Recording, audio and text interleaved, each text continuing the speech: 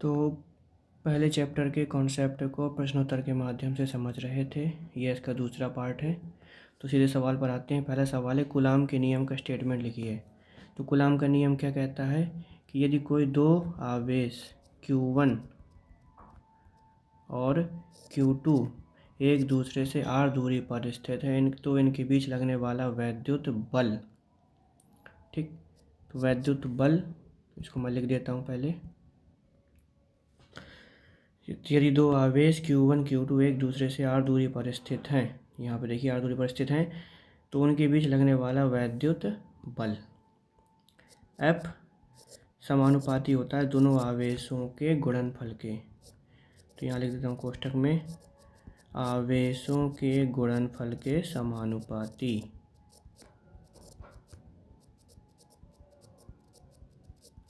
ठीक, और दोनों आवेशों के बीच की दूरी के वर्ग के व्युत्क्रमानुपाती होता है।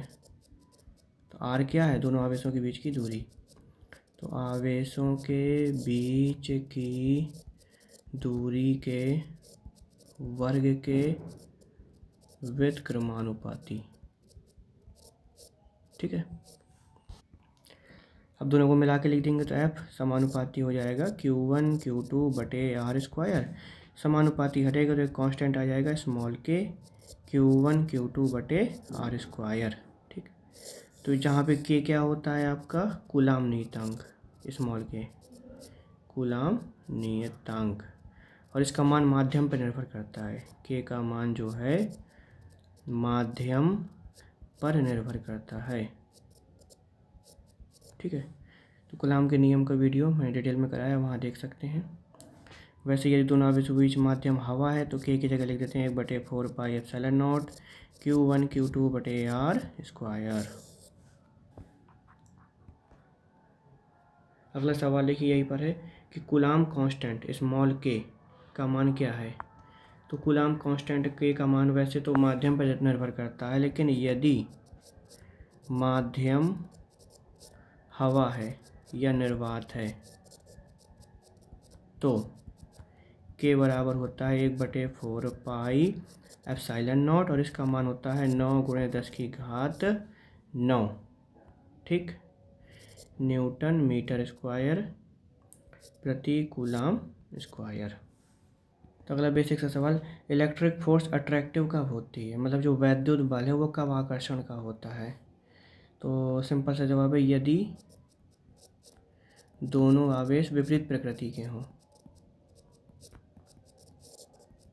विपरीत प्रकृति के हों, ठीक है। तो जैसे एक आवेश है पॉजिटिव और दूसरा आवेश है नेगेटिव, तो इनके बीच लगेगा आकर्षण बल।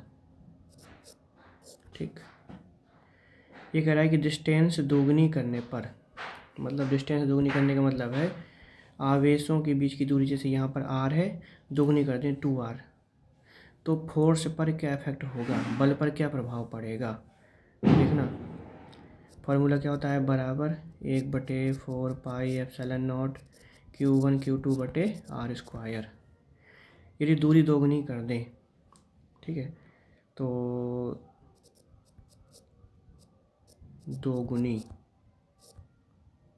ऐसे लिखते हैं, दूरी दोगुनी करने पर, ठीक, तो r1 बराबर लिखते हैं, क्या हो जाएगा 2r, तो बल हो जाएगा 1/4 pi epsilon not Q1 Q2 बटे r1 बराबर कितना है, जैसे r1² लिखोगे, ठीक है, तो r1 बराबर कितना है 2r, तो यहाँ पे हम सीधे लिख देते हैं 2r का स्क्वायर। r1 बराबर हो जाएगा 1/4 pi epsilon not Q1 Q2 बटे 4r²। इसका मतलब है जो बल है वो 4 गुना कम हो जाएगा, क्योंकि 1/4 pi epsilon not Q1 Q2 बटे r², ये क्या है, इसी के बराबर है, f के बराबर, तो ये हो गया f/4। ठीक, तो कुल मिला के दोगुनी की दूरी दोगुनी करने पर बल 4 गुना कम हो जाएगा, क्योंकि देखिए इसमें देखेंगे तो f 1/r² के समानुपाती है, या ऐसा बोल लो f r के व्युत्क्रमानुपाती है। तो यदि r को दोगुना करोगे तो बल 4 गुना कम हो जाएगा। यदि R 3 गुना करोगे तो बल 9 गुना कम हो जाएगा। ठीक है, क्योंकि स्क्वायर है तो 3 का स्क्वायर 9, 2 का स्क्वायर 4। तो सवाल कह रहा है फोर्स डिस्टेंस के साथ कैसे वेरी करता है। तो वेरी करता है का मतलब क्या हुआ कि बल दूरी के साथ कैसे बदलता है। ठीक, तो वैसे इसका जवाब यही होगा, है ना, क्योंकि देखिए जो बल है वो दोनों आवेशों के बीच की दूरी के वर्ग के व्युत्क्रमानुपाती होता है। ठीक, व्युत्क्रमानुपाती का मतलब क्या होता है कि यदि R बढ़ेगा तो F घटेगा। ठीक है, इसका मतलब है दोनों आवेशों के बीच की दूरी बढ़ेगी तो फोर्स घटेगा। ठीक है, मतलब दो आवेशों को यदि एक दूसरे से दूर ले जाएं तो उनके बीच बल कम होता जाएगा, और इसी का उल्टा यदि दूरी घटेगी तो फोर्स बढ़ेगा। ठीक है, जाहिर सी बात है क्योंकि व्युत्क्रमानुपाती संबंध है। ठीक है, तो ये कॉन्सेप्ट पता होना चाहिए, समानुपाती व्युत्क्रमानुपाती का क्या होता है, क्या मतलब होता है इनका। तो जैसे मैंने यहाँ समझाया दोबारा लिख देता हूँ मैं कि यदि दूरी दोगुनी करेंगे तो R 2 गुना करेंगे तो बल 4 गुना कम होगा, क्योंकि स्क्वायर है यहाँ पर, 2 का स्क्वायर 4। R को आप 3 गुना करोगे तो बल 9 गुना कम होगा। ठीक है, ठीक है, तो अगला सवाल हमारा कह रहा है कि मीडियम बदलने पर फोर्स क्यों बदलती है। तो मीडियम बदलने पर फोर्स क्यों बदलती है मतलब है दो आवेशों के बीच, जैसे मैंने कहा दो आवेश हैं, एक आवेश है Q1 और दूसरा आवेश है Q2। ठीक, और इनके बीच की दूरी है R। तो यदि ये दोनों आवेशों के बीच हवा है तो हम कह देंगे दोनों के बीच माध्यम हवा है। ये होता है माध्यम का मतलब, मीडियम मतलब माध्यम। ठीक है, जैसे मैंने कह दिया दोनों आवेशों को मैंने पानी में डुबो दिया, तब दोनों आवेशों के बीच क्या है, पानी है, तो हम कह देंगे दोनों आवेशों के बीच माध्यम पानी है। ठीक है, तो सवाल कह रहा है कि मीडियम बदलने पर फोर्स क्यों बदलती है। तभी हमने फार्मूला देखा कि F बराबर होता है स्मॉल के Q1 Q2 बटे R स्क्वायर, जहाँ पर K एक क्या था, कांस्टेंट नियतांक, और इसका मान माध्यम पर निर्भर करता है। तो देखो कोई भी मटेरियल हो, चाहे वो आप पानी ले लो, कांच ले लो, तेल, कोई भी हो, तो कोई भी मटेरियल हो उसके अंदर अपने खुद के अणु होते हैं, और जब हम आवेश को किसी माध्यम में रखते हैं तो वह माध्यम आवेशों के बीच बन रही इलेक्ट्रिक फील्ड लाइंस के रास्ते में बाधा डालती है। ठीक है, जो मैंने लाइन बोली उसको लिख लेना, वेरी इंपॉर्टेंट लाइन। तो अभी देखो दोनों आवेशों के बीच यदि वैक्यूम है मतलब निर्वात है, ठीक है, निर्वात है, स्पेलिंग से लिखते हैं।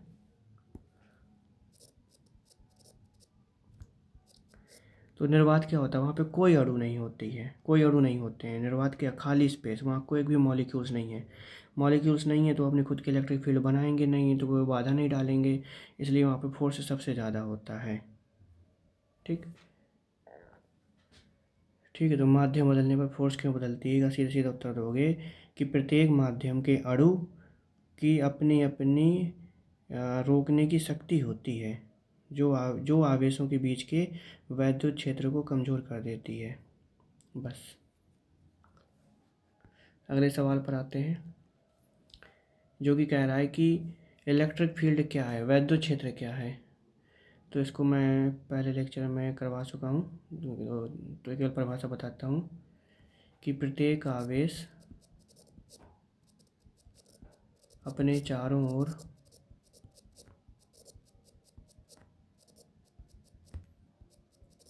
एक ऐसा क्षेत्र बना लेता है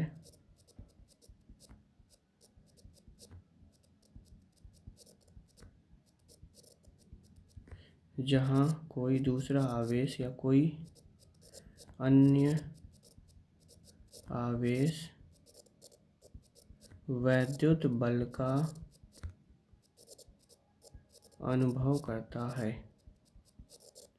ठीक है, डिटेल में करवाया हुआ है, देख लेना। इलेक्ट्रिक फील्ड की एसआई यूनिट क्या है? वैद्युत क्षेत्र का मात्रक पूछ रहा है। एसआई मात्रक, वही एमकेएस वाला, थोड़ा अंतर होता है एमकेएस और एसआई में, लेकिन कुल मिला के मात्रक क्या है? तो देखो, वैद्युत क्षेत्र का जो फार्मूला होता है ई बराबर एफ बटे क्यू, वैद्युत क्षेत्र निकालने का फार्मूला। इसे से मात्रक बना सकते हो, है ना। एफ का मात्रक क्या हो जाएगा? न्यूटन, और आवेश का मात्रक क्या होगा? कूलाम। तो हो जाएगा न्यूटन प्रति कूलाम।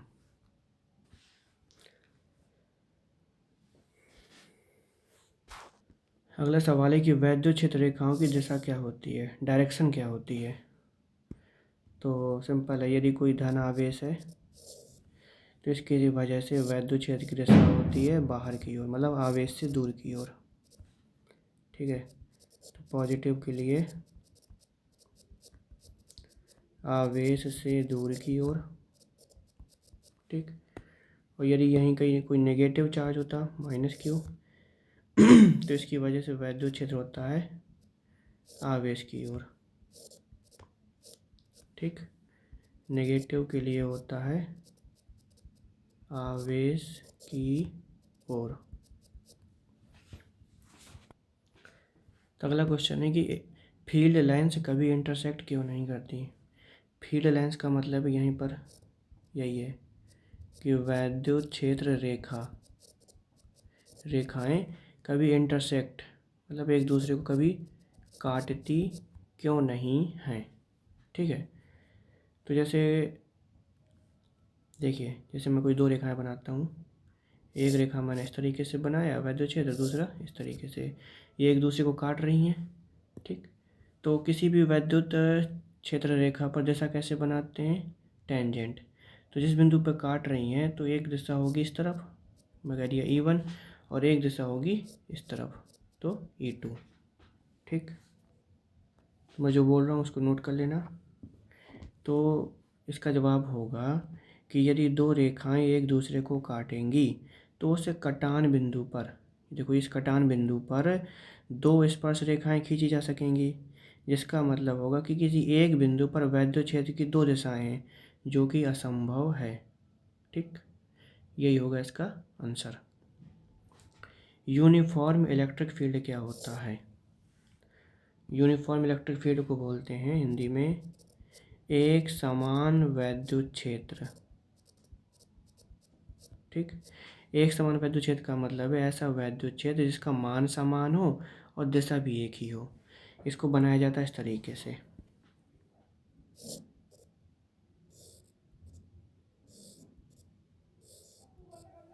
ये। ठीक, ऐसी समांतर रेखाएं बनाई जाती हैं एक दूसरे के, और इनके बीच की दूरी भी बराबर होनी चाहिए। इस तरीके से बनाया जाता है एक समान वैद्युत क्षेत्र को। तो अगला सवाल है कि इलेक्ट्रिक फील्ड जीरो कब हो सकता है या हो सकती है? वैद्युत क्षेत्र कब जीरो हो सकता है? तो जब दो या दो से अधिक आवेश के कारण वैद्युत क्षेत्र एक दूसरे को कैंसिल कर दे तो उस बिंदु पर नेट इलेक्ट्रिक फील्ड जीरो हो सकती है। जैसे यदि कोई दो समान आवेश हैं, जैसे मैंने कह दिया एक आवेश है प्लस क्यू और दूसरा आवेश है प्लस क्यू। ठीक, तो इनके बीच में किसी बिंदु पर वैद्युत क्षेत्र का मान शून्य होगा, क्योंकि यहाँ दोनों आवेश एक समान है, तो इसके मध्य बिंदु पर ओ, ठीक, मध्य बिंदु पर वैद्युत क्षेत्र समान वो शून्य होगा। यदि दोनों आवेश विपरीत प्रकृति के हैं, एक माइनस का क्यू और दूसरा है प्लस का क्यू। ठीक, तो ऐसी सिचुएशन में किसी एक और, या तो इस ओर या तो दूसरी ओर, किसी एक और, बीच में तो नहीं होगा, पर किसी न किसी एक और वैद्युत क्षेत्र का मान शून्य होगा। ठीक, अगला सवाल बड़ा सिंपल है, इलेक्ट्रिक फील्ड वैद्युत क्षेत्र और बल में क्या संबंध है? तो E बराबर एफ बटे क्यू, वेरी इंपॉर्टेंट, याद रखना। वैद्युत क्षेत्र और बल में ये संबंध होता है, E बराबर एफ बटे क्यू, तो यहाँ से F बराबर आ जाएगा QE। ठीक, ये कह रहा है electric field due two point charge का फॉर्मूला लिखिए। तो हिंदी में कहेंगे इसको बिंदु आवेश के कारण वैद्युत क्षेत्र का सूत्र लिखिए। तो कोई बिंदु आवेश जैसे स्मॉल क्यू, इससे मुझे आर दूरी पर इस बिंदु पर मान लो पी पर वैद्युत क्षेत्र निकालना है। तो इसका फॉर्मूला होता है E = 1/4πε0 Q/r²।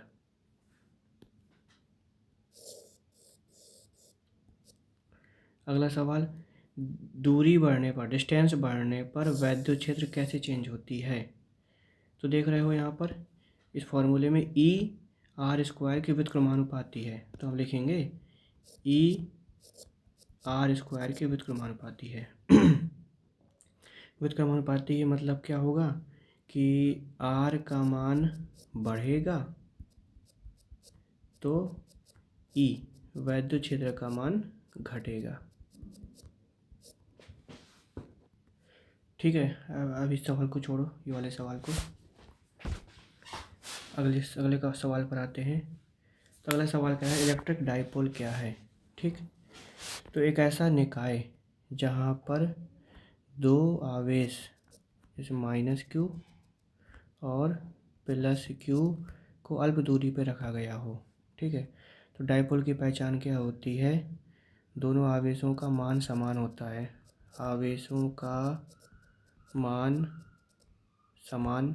ठीक, और दोनों आवेश विपरीत प्रकृति के होते हैं, दोनों आवेश विपरीत प्रकृति के होते हैं। यही है डाइपोल की पहचान। ठीक है, तो एक ऐसा निकाय जहाँ पर दो समान परिमाण किंतु विपरीत प्रकृति के आवेशों को कुछ दूरी पर रखा गया हो, ऐसे निकाय को कहा जाता है इलेक्ट्रिक डाइपोल या वैद्युत द्विध्रुव। ठीक, हिंदी में क्या कहते हैं इसको, वैद्युत द्विध्रुव। कुल मिला के सिंपल सी बात याद रखना, दोनों आवेशों का मान समान हो और चिन्ह विपरीत हो। ठीक, तो एग्जांपल के लिए हम देख सकते हैं, जैसे मैंने कह दिया एक आवेश है +2 कूलाम और दूसरा आवेश है -2 कूलाम, क्या ये एक डाइपोल है। तो कहेंगे है, क्योंकि दोनों आवेशों का मान समान है, 2 कूलाम 2 कूलाम, चिन्ह विपरीत है, एक प्लस दूसरा माइनस। ठीक, डाइपोल मोमेंट का फार्मूला क्या है तो ध्यान रखना, जैसे मैंने एक डाइपोल बनाया -q, दूसरा और एक बनाया यहाँ पे लिया +q, दोनों आवेशों के बीच की दूरी है 12। तो डाइपोल मोमेंट का जो फार्मूला होता है, डाइपोल मोमेंट हिंदी भी जान लो, वैद्युत द्विध्रुव आघूर्ण। ठीक, तो इसका प्रतीक होता है P और इसका फार्मूला होता है आवेश गुणे दोनों आवेशों के बीच की दूरी। ठीक, तो P बराबर होता है, आवेश कितना है Q। ठीक, तो P बराबर Q और दोनों आवेशों के बीच की दूरी कितनी है 12, तो Q × 12 किसी खास उद्देश्य से लेते हैं, डेरिवेशन में फ़ायदा रहता है हल करने पर। बाकी यही याद रखना कि डाइपोल निकालते कैसे हैं, वो द्विध्रुव आघूर्ण निकालते कैसे हैं। तो कोई एक आवेश ले लो और दोनों आवेशों के बीच की दूरी ले लो और दोनों को गुणा कर दो, निकल आता है डाइपोल मोमेंट। डाइपोल मोमेंट का SI यूनिट क्या है, मात्रक पूछ रहा है, तो लग यहीं से निकाल दो। देखो मात्रक क्या हो जाएगा, मात्रक कैसे बनाते हैं, तो Q क्या है, आवेश का मात्रक होता है कूलाम और बीच की दूरी का मात्रक, दूरी का मात्रक क्या होता है मीटर, तो हो जाएगा कूलाम मीटर। ठीक, डाइपोल मोमेंट वेक्टर किस दिशा में होता है, तो जो ये द्विध्रुव आघूर्ण है ये एक सदिश राशि और इसकी दिशा होती है नेगेटिव से पॉजिटिव की ओर।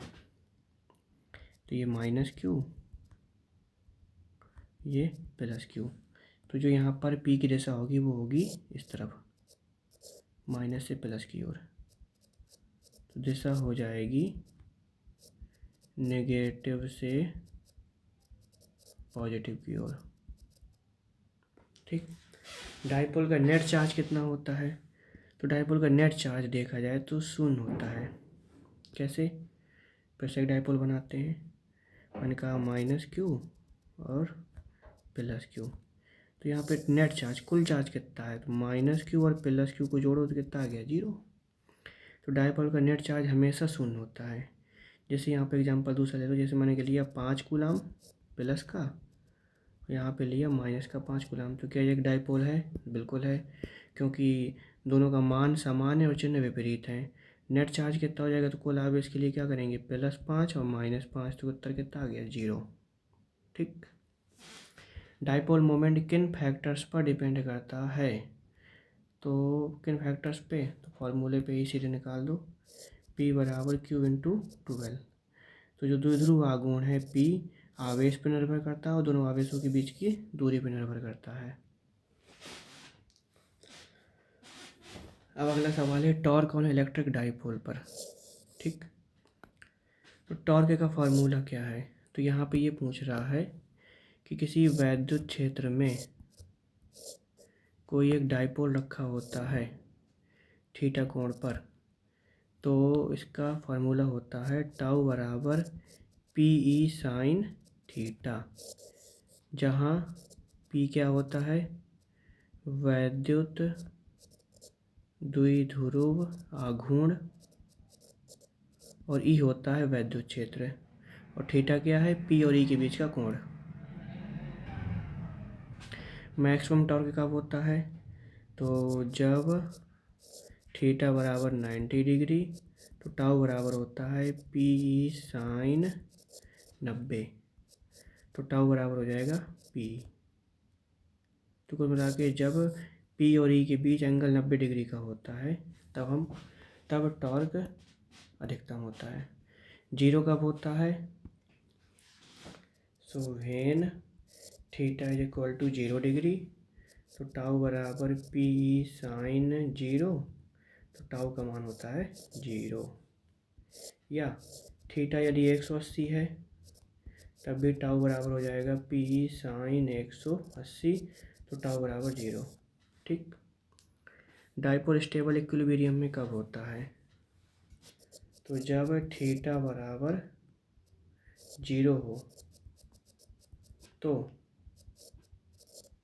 डाइपोल स्टेबल इक्विलिब्रियम में होता है। ये सब मैंने डिटेल में बताया हुआ है वीडियो में, तो वीडियो में जाके डिटेल में समझ सकते हो। यहाँ तो केवल क्वेश्चंस को सॉल्व करवाया है कि ये कैसे बनाएंगे, चित्र कैसा बनता है, सब वहाँ पे दिखाया गया है। ये वाला ये सब